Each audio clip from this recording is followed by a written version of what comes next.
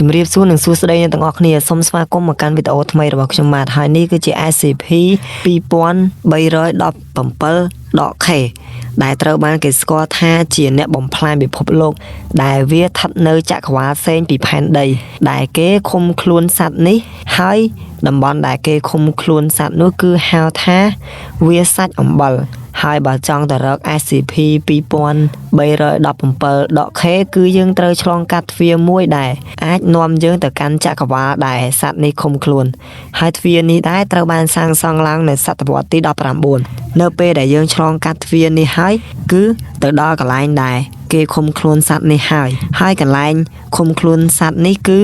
មានសសរចំនួន7ដើមដែលមានពី A ដល់ G ហើយកន្លែងឃុំខ្លួនសត្វនេះគឺមានចម្ងាយតែ10ម៉ែត្រប៉ុណ្ណោះពីទ្វារឆ្លងចក្រវាឡហើយសសរនីមួយៗគឺមានអង្កត់ផ្ចិត1ម៉ែត្រនិងកម្ពស់7ម៉ែត្រដែលសាងសង់ឡើងពីថ្មម៉ាតដែលមានឆ្លាក់រូបរាងសត្វចម្លែកជាច្រើនដែលគេមិនស្គាល់ហើយអ្នកទាំងអស់គ្នាសត្វនេះគឺមានទំហំធំខ្លាំងណាស់ដែលកម្ពស់របស់វាមានរហូតដល់200គីឡូម៉ែត្រឯណោះដែលមានស្នែងហើយសសរទាំងនេះគឺ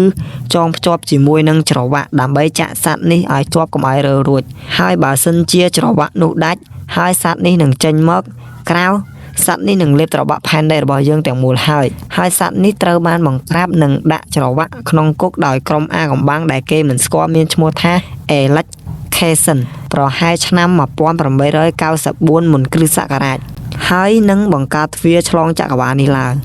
តែទាំងអស់គ្នា SCP 2317.K គឺមិននៅពិភពផែនដីយើងទេគឺវានៅចក្រវាឡផ្សេងពីផែនដីរបស់យើងហើយបើសិនជាសត្វនេះដាច់ឬក៏រួចចេញមកក្រៅហើយវាឆ្លងតាមទ្វារចក្រវាឡមកកាន់ផែនដីរបស់យើងនោះផែនដីរបស់យើងនឹងជួបគ្រោះមហន្តរាយយ៉ាងខ្លាំងដោយសារសត្វនេះគឺបំផ្លាញផែនដីយើងចោលហើយអ្នកទាំងអស់គ្នាចង់ទៅមើលសត្វនេះជាមួយខ្ញុំទេបើសិនជាចង់ទៅមើលសូមកុំភ្លេចទៅកាន់ទ្វារចក្រវាឡនោះទាំងអស់គ្នាហើយខ្ញុំក៏មិនដឹងថាទ្វារចក្រវាឡនេះនៅកន្លែងណាដែរហើយវីដេអូនេះក៏ចប់ជួបគ្នានៅវីដេអូ SCP ក្រោយៗទៀតបាយបាយ